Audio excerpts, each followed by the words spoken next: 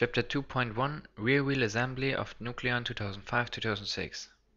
Need a tool, a 70mm jaw wrench. First step. It's very important to clean all surfaces from center hub and hub mushrooms from dirt.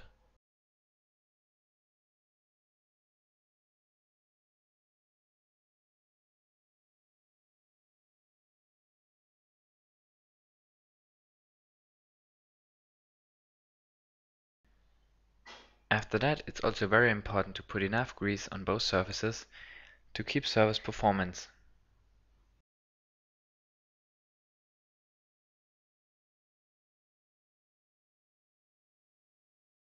After greasing, you can start assembling.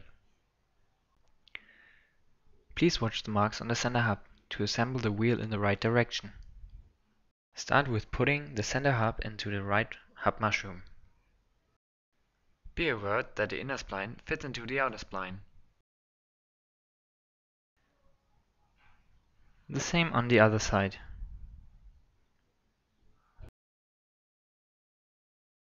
Now you can start with screwing in the through axle.